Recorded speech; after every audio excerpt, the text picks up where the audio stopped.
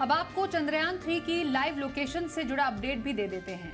Launch को 4 दिन पूरे हो चुके हैं। अब चंद्रयान ने पृथ्वी की दूसरी बार परिक्रमा पूरी कर ली है।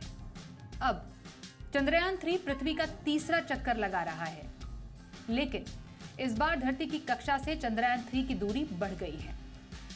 अब चंद्रयान धरती की कक्षा में निकटतम करीब 220 किलोमीटर की दूरी पर है और अब वो 42,000 किलोमीटर के ऑर्बिट में चक्कर लगा रहा है और इसका परिक्रमा पथ का आकार अब अंडाकार होगा। इस हफ्ते चंद्रयान 3 धरती की कक्षा के 3 और चक्कर लगाएगा और अगले हफ्ते चंद्रमा के लिए अपने सफर का अगला चरण शुरू हो जाएगा। चंद्रयान 3 को 23 अगस्त को चांद पर उतरना है। 9, 8, 7, 6, 5, 4, 3, 2, 1, 0.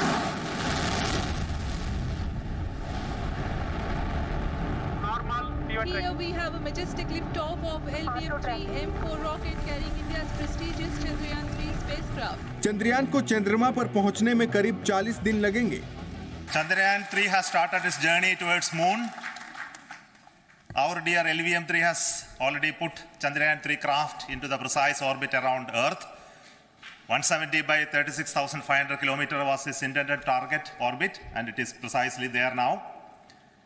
And let us wish all the best for the Chandrayaan 3 craft to make its further orbit racing maneuvers and travel towards moon in the coming days. So let me wish all the very best to Chandrayaan 3 for its further journey towards moon. ISRO की योजना 23 अगस्त को चंद्रमा के दक्षिणी ध्रुव पर चंद्रयान 3 के Vikram lander की soft landing कराने की है और अगर ऐसा होता है तो भारत दक्षिणी ध्रुव पर पहुंचने वाला विश्व का पहला देश बन जाएगा। इसी वजह से पूरी दुनिया की निगाहें भारत के इस मिशन पर हैं। हालांकि चंद्रयान 3 के सामने चुनौतियां भी काफी हैं। चंद्रयान 3 की सॉफ्ट लैंडिंग सटीक और सही होने के लिए कई तरह के सेंसर्स का एक साथ ठीक काम करना जरूरी है।